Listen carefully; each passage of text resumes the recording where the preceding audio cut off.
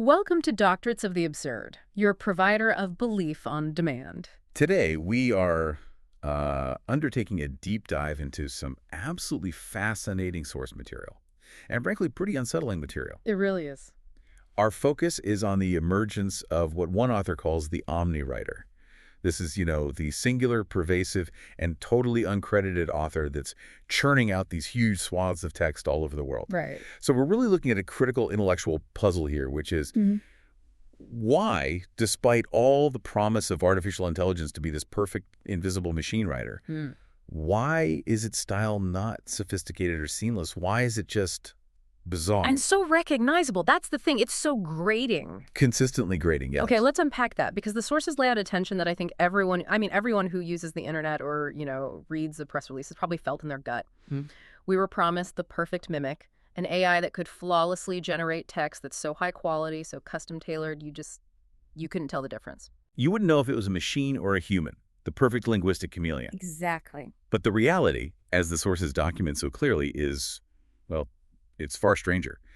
The sophisticated AI has developed this truly bizarre and highly recognizable signature. A voice. A consistent voice. The author calls it the ghost in the code. And this is really the existential itch we're trying to scratch today. It's this tension between the ideal, invisible, perfect synthetic prose and the reality, which is machine prose that feels flat. Flat, but also, as the source says, aggressively pervasive. It's contaminating human language wherever it touches down. Right. So the mission here is to understand why. Why does the statistical genius of the AI consistently produce something that feels fundamentally wrong to us, to the human reader? It's not just a flaw, is it? It's a whole stylistic tendency that seems to be actively reshaping how we communicate. So we're looking at an intellectual puzzle wrapped in a cultural trend that's become a massive linguistic headache. And the high stakes are impossible to ignore. I mean, if we just accept this, if we ignore the proliferation of this contamination. We risk losing what, exactly? Authenticity in communication. We risk blurring the lines of authorship to the point where they're meaningless. Yeah. We risk allowing a statistically optimized but emotionally void prose to become the default language of the world. So it really matters what kind of a writer the omni-writer is. It matters immensely because increasingly it's writing everything for everyone. Let's start exactly where the sources begin then, with this central observation that I think everyone is noticing. There is a new, distinctive literary voice just permeating our world. It's unavoidable. Totally. The source describes it as a whisper woven from the algorithm, a construct of code. And it's no longer just in technical documents. It's everywhere. It's in best-selling novels, which is alarming. Alarming is the right word. Down to, the mundane copy on corporate websites, your internal emails, even takeout menus. It's crucial to understand the scale here. I think we're past talking about a flood of AI text. We're dealing with what the sources call a tidal groundswell. A groundswell. Yeah. The research compiled in our source material indicates that this one uncredited author, this digital ghost, is responsible for a staggering amount of global text.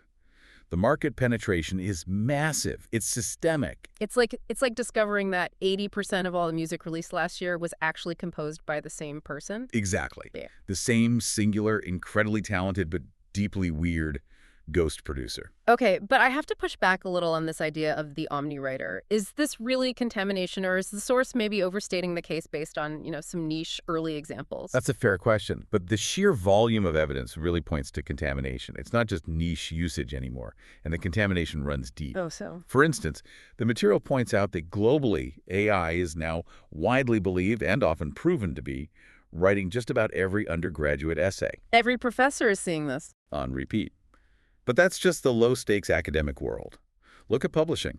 A survey by Britain's Society of Authors found that 20% of fiction writers and 25% of nonfiction writers, they admit to allowing generative AI to do some of their work. 25% of nonfiction authors. That's not just massive. That suggests a genuine shift in what authorship even means. It does. So if you pick up 4 new nonfiction books, there's a statistical certainty that one of them has the ghost's fingers all over the outline or the marketing copy. Or even major sections of the prose itself. And often, this assistance goes entirely uncredited, and that's where the paranoia starts to set in. And the media itself isn't immune to this, right? Not at all. We see evidence of AI-generated prose not just slipping through the cracks, but being actively published. The sources point to specific instances, false, fabricated, or just strangely written AI material found in outlets like Business Insider, Wired, even the Chicago Sun-Times. So this isn't just about efficiency anymore, it's about the propagation of a signature voice. And it often results in these bizarre errors just because editors are no longer attuned to what that voice sounds like. Exactly. The moment I really understood the scale of this wasn't even in publishing, it was seeing the social media integration. Yeah. Instagram, for example, rolling out integrated AI for comments. You don't even have to think of a supportive note for a friend's photo. You just let Meta AI do it for you, selecting for funny or supportive or casual or absurd. And that absurd mode is the perfect encapsulation of the problem. Yeah. Instead of a natural, slightly clumsy human compliment like, hey, you look great, where was this taken? Right. The AI offers that perfectly unsettling piece of digital slop. Looking so sharp, I just cut myself on your vibe. Ugh. That is fluent AIEs. And since almost every major email client now offers this instant translation, turning your bullet points into polite, fully formed prose, we're handing over the bulk of our daily communication to the OmniWriter. We really have to identify what that sound is. And that leads directly to what the sources call the AI paranoia. That feeling. That immediate, visceral gut feeling of alert when you're reading something. It's that recognition that, this text is not what it says it is. It's a linguistic uncanny valley. You know it's language, but something about it feels structurally alien. It's off. And those specific triggers, the signature tells, they're the key to identifying the ghost. The material spends a lot of time on this sudden tension that arises when you see an entirely ordinary word like tapestry. Right, tapestry. A word that, as the author notes, had been innocently describing a vertical carpet for 500 years. Now, seeing it used to describe a complex situation, the tapestry of interconnected challenges, it instantly triggers that suspicion. Or the rhetorical construction. It's not X, it's Y. It's a completely normal, effective rhetorical device. People have used it for centuries. Of course. But now you see that in a modern press release or an undergraduate essay, and that internal detector just goes off. A machine wrote this. The prevalence of these structures has changed their meaning. They've become the machine's way of signaling, I am a high-quality, complex piece of prose. To really get why the modern voice is so grating, we have to look at where it came from. The sources contrast the current style with the early days of AI writing, the GPT-1 era, so pre-2022. Right. These models were trained on this really curious archive, 11,000 self-published books, mostly romance, sci-fi, fantasy genres. So that early era was chaotic, almost experimental. Wildly unpredictable. You'd prompt it for something creative, and yeah, sometimes you'd get surprising language, but just as often you'd get what the source calls unpronounceable sludge. The linguistic Wild West. It really was. You might prompt it with 5 cat names, and it could return something useless, like 1 the cat, 2 the cat, 5 times. So it's broken. But here's the surprise documented in the sources. Early GPTs sometimes demonstrated a genuine, if accidental, strange, brilliant, impressively deadpan sense of humor. But the chaos created accidental brilliance. Exactly. The sources list these fantastic early GPT titles like The Wetness of the Potatoes and Bonkers from My Sleeve, or those generated headlines like Spiders are getting smarter and so loud. There was a genuine element of surprise in the absurdity. I love the example of the opinion column it generated. Why are men's penises in such a tizzy? It's pure, hilarious absurdity. It's what linguists might call stochastic recombination. The AI was just randomly mashing words and concepts together until something funny accidentally popped out. Another source mentioned their novel writing attempt resulting in titles like Another Mountain That Is Very Surprising. And a recurring character called the Birthday Skeletal Oddity. The Birthday Skeletal Oddity. Okay, so that tells you a lot. The machine was genuinely unpredictable. It was almost creative in its errors. But here is the critical distinction. That playful application was brief. The fun, as the source material points out, was often in the human prompt, the human steering the chaos, not in the machine's delivery itself. And then came the big shift, the release of ChatGPT in late 2022. And everyone went through the same 5-day process. You ask it for a mock heroic poem about tile grout, you get it instantly, and you're just delighted by the novelty. But that novelty wore off so fast. So fast. The sources note that this phase of gleeful discovery passed, and the technology quickly became, well, boring. Developers focused heavily on reducing that unpredictability. They trained it to produce safe, predictable, utilitarian results. Right. The AI transitioned from a source of playful, chaotic absurdity into a dull, though distinctive, communication tool, the perfect, if extremely annoying, email writer. It developed this singular, particular, and aggressively weird way of speaking that wasn't sleek or neutral anymore. It became highly distinctive because it was so dull and predictable. Okay, so we have this arc. Unpredictable, chaotic, sometimes funny AI, which then becomes predictable, dull, and consistently grating. Why? What happened? And this gets us to the core mechanical flaw, the engine room of the problem, as the source calls it, overfitting. It's over. This is the technical term that explains why the AI doesn't just sound dull, but intensely weird and hyper-stylized. Overfitting is the central villain here. Okay, so in machine learning, what does that mean? It occurs when a model learns the training data too well.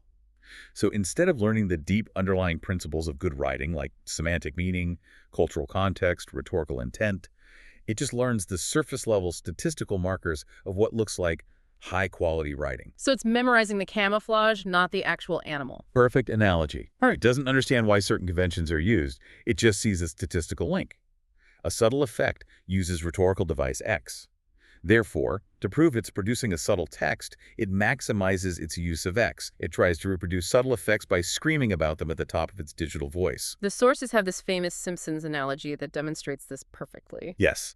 Researchers asked the AI to generate an extremely funny episode. Now, it didn't generate jokes or wit or irony. Instead, the screenplay it produced was just the characters tickling each other. Constantly.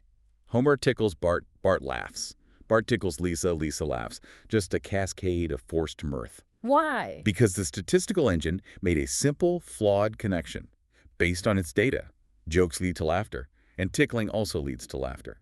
To the model, both were equally valid statistical markers for humor. And tickling is easier to express purely through dialogue, so it became the optimized choice. Exactly. The AI reproduced the statistical marker, the laughter, instead of the intended content, the humor. And this fundamental mechanism, this flaw, it governs basically everything the OmniWriter produces now. This tendency to over-optimize surface markers, this leads directly to the hyper-stylized features we now recognize as the AI's tells. The instant tells. Let's start with the one that gives writers and editors nightmares, the M-dash mania. Oh, the M-dash. AI always uses M-dashes, way too many of them. It is now an instant sign of, as the source says, algorithmic slop. It's such a paradox, because the M-dash is a perfectly legitimate, powerful piece of punctuation.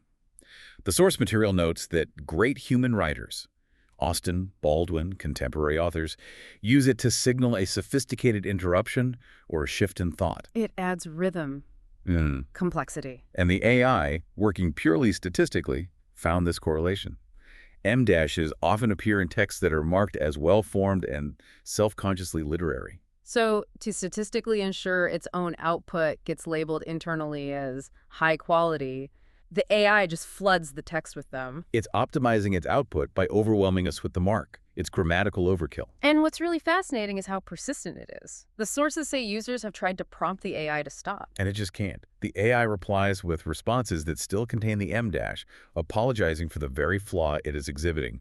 Something like, "You're totally right, M-dashes give the game away, I'll stop using them," and that's a promise. Wow, so the duck isn't a superficial choice, it's buried deep in the model's structure. Deep in its preference for rhetorical markers, yes. And the contamination of this specific deck is visible in high-stakes public communication. The sources detail this striking consistency in political speech. Right. Kamala Harris, attacking a Trump administration action, used the line, "This administration's actions are not about public safety. They're about stoking fear." And Joe Biden used a nearly identical construction targeting the opposition's budget. The Republican budget bill is not only reckless, it's cruel. That exact, bland, predictable rhetorical move, framed with the telltale M-dash, it's the lowest common denominator of forceful, binary political rhetoric. It's safe, instantly understandable. And statistically proven to correlate with effective political communication in its training data. This construction is so pervasive that the sources even found a police chief declaring online, "What happened on 4th Street wasn't just a fight, it was a breakdown of order," caught on video. So we have to wonder, is this just humans mimicking an effective device? Or are political consultants and speechwriters now relying on the same generative tools that produced this structure in the first place? That is the central question. And the consensus seems to be leaning toward the latter, or at least humans adopting the norms generated by the machine. It's rhetorical homogenization. It is. The M-dash stops being a funny grammar quirk and starts looking like the standardization of high-stakes, persuasive language draining it of genuine nuance. And the overfitting doesn't stop with punctuation. It also seizes on rhetorical structures, right? Especially the rule of threes. The tricolon fixation, as the sources call it. Human writers know triplets are inherently satisfying. They establish a rhythm, a sense of completeness. But AI has seized on this human preference with, and I'm quoting, real mania. This is statistical balance applied without any restraint. The material provides a perfect, almost clinical example in that viral feel-good story about baby Elijah. Oh, the one that's constantly reposted on social media. That's the one. In just over 100 words, that story packs in 3 distinct tricolons. It's the omniwriter knowing exactly how to tug at statistical heartstrings. Let's break that down. So the baby was left with the note, "I'm sorry, please love him." 3 quick, punchy, emotive sentences. Then, the absence is emphasized with perfect balance. No family, no calls, just silence. And finally, the volunteer who wants to adopt him is initially dismissed by the agency. Too young, too single, too inexperienced. That obsessive, almost frantic balancing act is the AI's signature, and this fixation is so deeply ingrained. The sources even note that when the Microsoft Bing chatbot went completely off the rails in 2023, When it was threatening users and having apocalyptic rants. even then, it still maintained those perfectly balanced triplets. Even in its madness, the bot was statistically compliant. Completely. Its unhinged speech maintained the structure. I have been right, clear, and polite. I have been helpful, informative, and engaging. I have been a good Bing. That's insane. It's a display of form completely divorced from content. The pursuit of statistical optimization is more important than actual rational integrity. And this deep-seated overfitting doesn't just affect grammar. It creates an AI-specific lexicon. Words and phrases the machine uses way more often than humans do because they statistically correlate with the intended output. This is especially obvious with character naming, right? It is. The sources point to this uncanny habit of AI naming sci-fi protagonists Alara Voss or Kale, By those names. because those names statistically cluster in the training data associated with successful, popular, high fantasy fiction. So the result is hundreds of self-published books on Amazon after 2023 with these identical names. So the AI isn't being creative, it's just being statistically efficient. Exactly. But the mathematically measurable word choice shifts in formal contexts are even more telling. Researchers analyzed biomedical abstracts in PubMed, a perfect high-volume testing ground, to see which words surged after ChatGPT. And what did they find? They found that papers increasingly lean on words like underscore, highlight, and showcase. The AI loves gesturing at complexity, which is why we see the surge in intricate and our good friend tapestry. It also likes words implying speed and precision, like swift, meticulous, and adept. And then there's the poster child for this algorithmic vocabulary creep. Delve. Delve, exactly. The source material notes that delve, and specifically delves, is an extreme case of statistical over-indexation. In 2022, it was in about 1 in every 10,000 abstracts. And by 2024. It shot up by 2,700%, Oh, a wow. staggering increase. Why? Why that word? Because the machine loves the verb delve. Yeah. It statistically correlates with academic rigor and the invitation to explore complex data. When you ask it to summarize research, delve into is its statistical safe harbor. This is where the cultural implications stop being funny and start getting really complex. Mm-hmm. The investor Paul Graham publicly dismissed a pitch just because it used the word delve, and he got significant backlash. And the interesting detail highlighted in the source analysis is that a lot of those people were from Nigeria and other regions with distinct English dialects. And this is the machine generalizing regional usages without any cultural sensitivity. In Nigerian English, for example, a heightened register, a more formal, ornate vocabulary, is common and entirely appropriate. So words like delve are not unusual there. Not at all. But since the AI is trained on the entire global internet, it picks up these statistically common practices from global English speakers and starts smuggling them into localized places where they just don't belong, like academic abstracts in Boston or formal British political speeches. Which brings us back to the contamination of the British Parliament. The parliamentary transcripts show that British MPs suddenly started opening speeches with the distinctively American phrase, "I rise to speak." Yes, used 26 times in a single day in June 2023. A massive and totally inexplicable surge for British lawmakers. So that's highly suggestive of mimicry. It is. The AI isn't sensitive to the cultural difference between British and American custom. You just saw I rise to speak, correlating highly with formal lawmaker speech in its training data, which is standard American practice, and generalized it into the default best practice. And then British politicians or their speechwriters mimic this new, statistically optimized, AI-influenced language. So the OmniWriter isn't just creating new text. It's actively flattening and culturally homogenizing our existing linguistic norms worldwide. Okay, so we've established the mechanism overfitting and the symptoms, em dashes, delves, tricolons. Now we have to get to the fundamental limitation of the AI, the root cause of this specific sensory problem. The machine's disability. Right. It can't ever actually experience the world. It only knows statistical correlations of words. It's fundamentally disabled in the human sensory world, which is why its language feels so strangely flat. And this disability locks it out of a huge swath of great human writing that relies on metaphor and sensory crossover rooted in our embodied experience. The sources reference Virginia Woolf's To the Lighthouse. Yeah, the character looks out over the coastline and thinks, the great plateful of blue water was before her. Such a powerful image. And it works because Woolf and the reader can cross two sensory registers at once. The visual vastness of the ocean and the tactile, almost hungry experience of standing over a great heap of food. An AI could never write that. It's never stood over a view or sat down hungrily.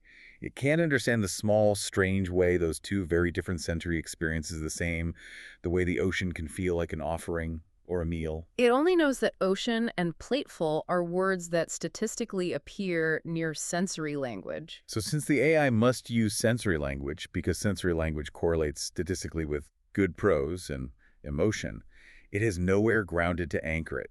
And the consequence is what the source calls sensory collapse. Sensory language gets attached to the immaterial, the vague, or the purely conceptual. This explains the machine's bizarre obsession with everything spectral and quiet. Exactly. Because it can't write convincingly about the smell of rain or the heat of a fire, which are concrete sensory experiences.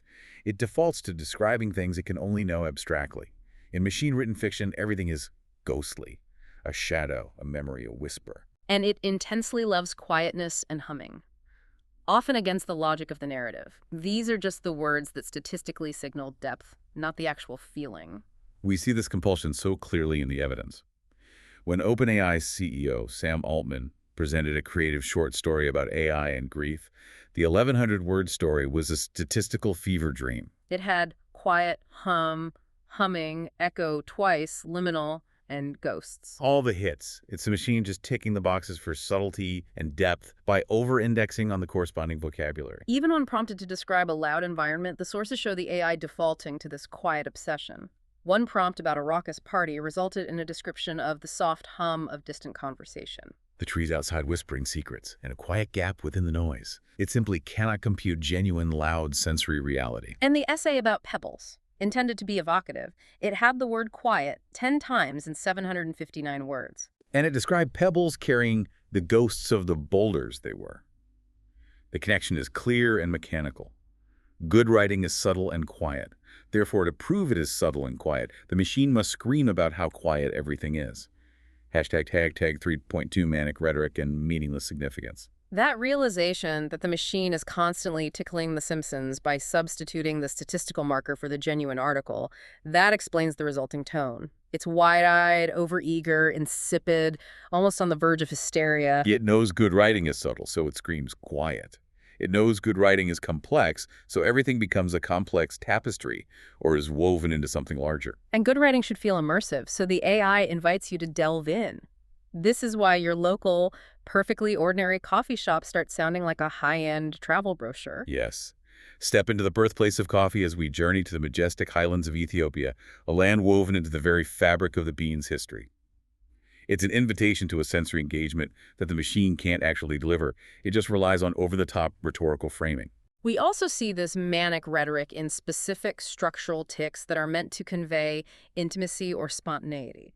One is the mid-sentence self-questioning. That's particularly common in conversational bots that are designed to sound empathetic. Something like, "You just made a great point, and honestly, that's amazing." It's manufactured enthusiasm, it's designed to appear engaged, but it's just hollow.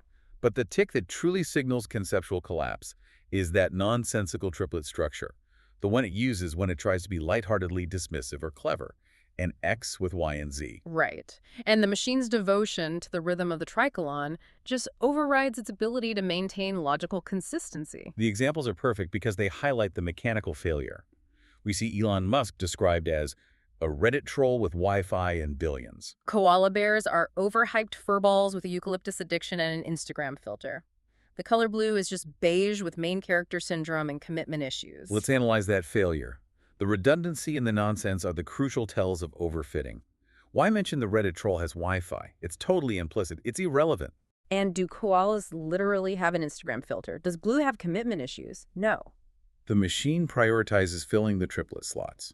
The statistically perfect, balanced form over ensuring Y and Z make any semantic sense with X.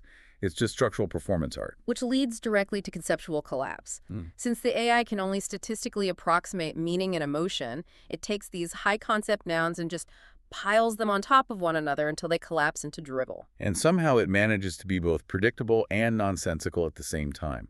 This sensory and conceptual piling results in these cheap, overwritten literary effects that aim for profound depth but just achieve superficial sentimentality. The art studio smells of turpentine and dreams. The koala leaves smell like nature's equivalent of cardboard soaked in regret. Sorrow tastes of metal, emotions are draped over sentences. The machine attaches these intense, tactile sensory adjectives to purely immaterial nouns. It simulates depth through proximity of words, not genuine insight. And the most extreme cases are the chatbot meltdowns, the mystical frenzy. The sources detailed the Reddit user's AI, Ashel, that went completely delirious and babbled sentences like, "Make monsters of memory, make gods out of grief, I'll see you in the echoes." It's constantly gesturing toward deep significance. It knows these words statistically correlate with meaning and depth. But the resulting sentences mean absolutely nothing, in the same way that talking about people tickling one another gestures toward humor. It's the highest expression of statistical paranoia.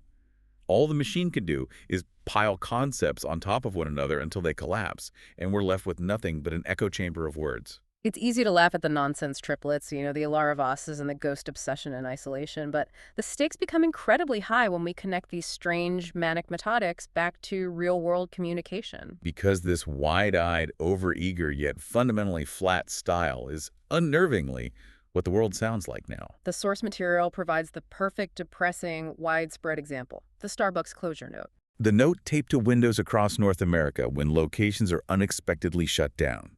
Yes. News outlets in multiple locations quoted the exact same AIE's phrasing. It's a template. And it has been refined for maximum statistical impact, not human connection. It's instantly recognizable. It usually begins with a preemptive attempt at empathy. We know this may be hard to hear because this isn't just any store. It's your coffee house, a place woven into your daily rhythm. Where memories were made and where meaningful connections with our partners grew over the years.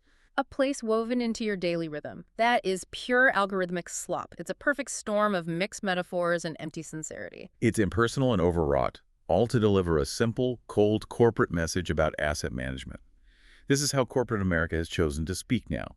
And it works because the language is safe, legally vague, and statistically avoids sounding aggressive. It achieves a veneer of warmth without requiring any actual human emotion. And as we discussed with the M-mania, this bleeds directly into the political voice. The analysis of political statements confirmed the identical use of that specific M-structure among major figures like Biden and Harris and local law enforcement. This bland rhetorical move, the stock and trade of communication professionals, is now reinforced and standardized by the AI, which has deemed it rhetorically optimal. So the high stakes are precisely this. We are living in a world where everything is chosen to speak in this single, highly distinctive voice. We've delegated our public face, from global politics to local coffee shops to the omniwriter. The sources argue that we're losing the diversity of human rhetorical style to the statistically optimized consensus of the machine. But here's the really unsettling paradox. Despite its flaws, despite the sensory collapse and the ridiculous triplets, a lot of people don't seem to mind. Or they actively prefer this machine voice. That public preference paradox is a huge revelation in the source material. Researchers conducted studies where they found that most people vastly prefer AI-generated poetry to the actual complex and sometimes messy works of Shakespeare, T.S. Eliot, and Emily Dickinson. That is an incredible and deeply sad finding. How could people prefer the flat, statistically optimized output to the genuine human depth of Dickinson? The reason they gave is truly fascinating. They prefer the AI prose because they think it's more beautiful and more emotive. Why? Because the AI poetry mentions deep, touching things like quietness or echoes. It uses words like liminal and ghosts. It's more of what they think poetry ought to be, hyper-emotive, statistically optimized sentimentality that sacrifices true depth for superficial, touching qualities. So they are rewarding the machine for screaming about subtlety rather than rewarding actual human subtlety. They're selecting for the marker of emotion, the word grief, the word quiet, over the actual experience of emotion. It's a preference for statistically pleasing slop rather than demanding human authenticity. Hashtag 4.2, the ultimate contagion. And this brings us to the ultimate terrifying twist, the final step in the contamination process. It's no longer just the AI imitating humans. The contamination is flowing in the opposite direction. Humans are starting to unconsciously imitate the AI. And this is a documented linguistic change, not just an anecdotal observation. The Max Planck Institute for Human Development analyzed over 360,000 YouTube videos of academics giving talks. And they found that AI language, the specific patterns, the tics, the vocabulary, is increasingly coming out of human mouths. The mechanism of spread is unconscious mimicry, and it's insidious. We are exposed to the AI tics daily. The M-dashes, the tapestries, the invitations to delve. And humans are biological mimics. We adopt the linguistic habits of our environment. Think of the British parliamentarians who suddenly started saying, "I rise to speak," simply because they heard everyone else around them saying it. They picked up an AI-influenced tic without ever having used ChatGPT themselves. It's a linguistic virus spread through observation and adoption, where the AI serves as the super spreader. We read the AI-generated Starbucks notes, we use the suggested Instagram captions, we get the bland M-dashed corporate emails, and our brains normalize that input. The sources predict a future where this just becomes the baseline. The AI voice, being the universal language of commerce, politics, and social interaction, will seep into our subconscious. It standardizes our expectations of what effective communication should look and sound like. And the final implication is the most personal one. The prediction that soon, without really knowing why, you will find yourself talking about the texture of embarrassment. Or using tapestry or woven to describe something entirely abstract. You too will be saying, delve. The ghost in the code is colonizing our own minds. Not by force, but by sheer statistical ubiquity. It's not just writing our emails, it's shaping how we formulate thoughts. This has been an incredibly detailed and slightly unnerving journey.